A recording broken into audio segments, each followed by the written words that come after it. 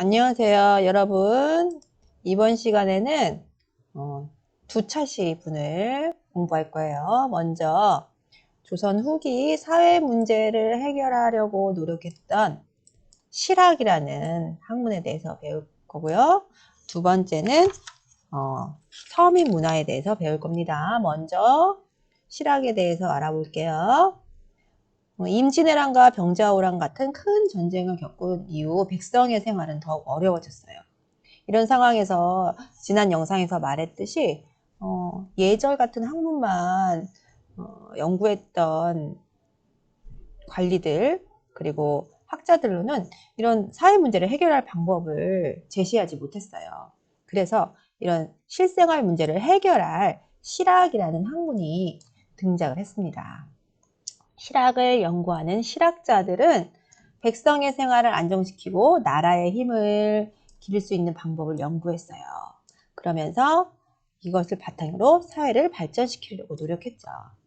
실학자들은 다양한 주장을 했는데 크게 세 가지로 나눌 수 있어요. 첫 번째, 새로운 농사기술을 보급해서 농민들의 생활을 안정시켜야 한다라는 실학자들이 있었고요.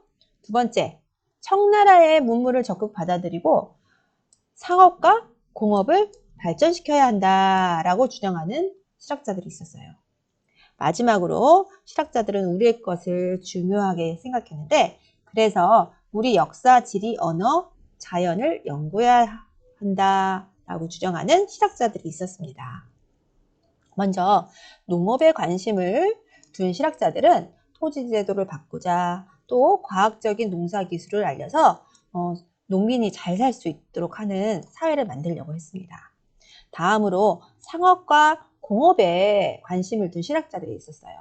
조선 전기까지는 상업이나 공업이 농업에 비해서 굉장히 천시를 받았어요. 하지만 이 상업과 공업이 발달해야 물자가 돌고 일반 백성들이 잘 살 수 있겠다고 생각한 실학자들은 청의 선진 문물을 받아들여 백성의 삶을 풍요롭게 하는데 이용하자고 주장했습니다. 그리고 마지막으로 우리나라 고유한 것을 중요하게 생각한 실학자들은요, 우리의 역사, 지리, 언어, 자연 등을 연구했는데요. 이 대표적인 분이 바로 김정호 선생님이세요. 김정호 선생님이 만드신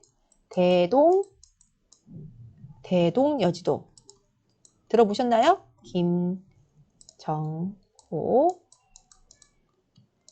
김정호 선생님은 일일이 발품을 팔아서 우리나라 구석구석을 돌아보면서 대동여지도라는 우리나라 전체 지도를 만들었어요. 이때는 인공위성이 없었기 때문에 우리나라 모양을 하늘에서 사진 찍을 수가 없었어요. 그런데도 불구하고 지금 우리가 알고 있는 한반도 사진과 거의 유사하죠? 그만큼 발품을 많이 팔고 노력을 하셔서 이렇게 정확한 지도를 만드셨답니다. 대표적인 실학자를 한 사람을 꼽자면 정약용 선생님을 예로 들을 수 있어요.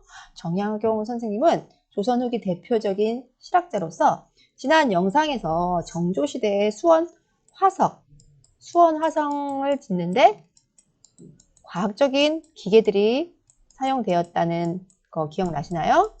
그 대표적인 기계 중에 거중기라고 있었어요.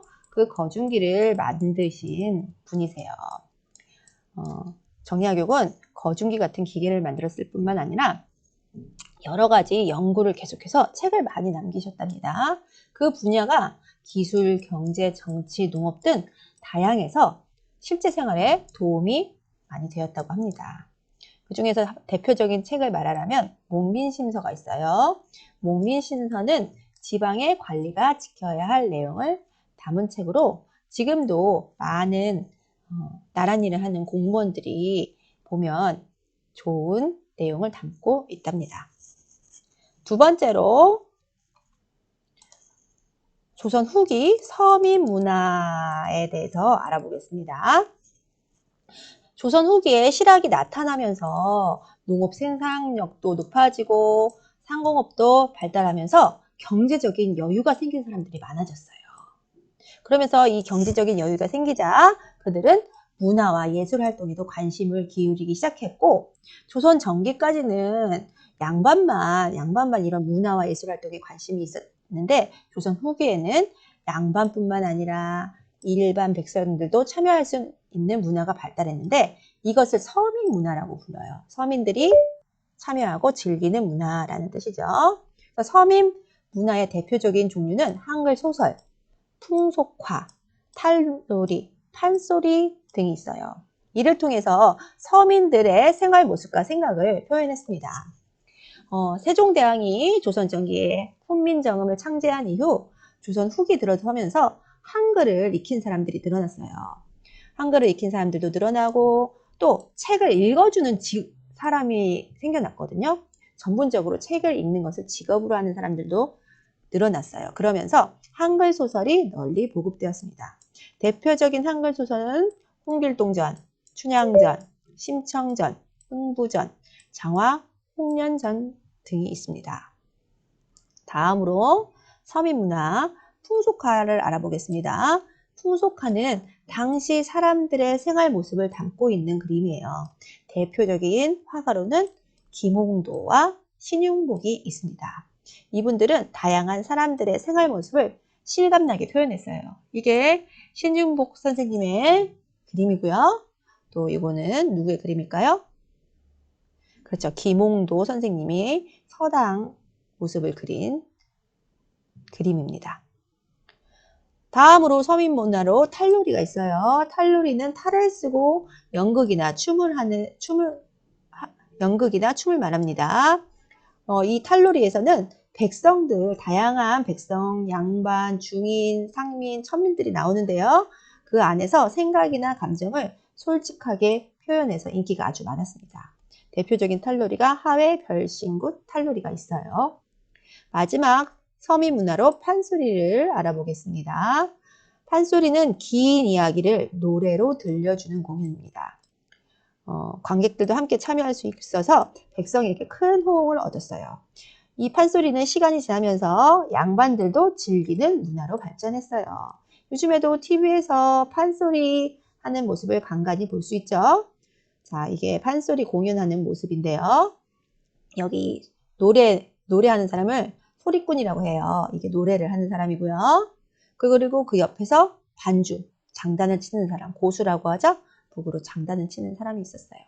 이렇게 조선 후기로 가면서 실학, 그리고 서민 문화 등 많은 변화가 생기기 시작했답니다. 이상으로 오늘 수업을 마치겠습니다.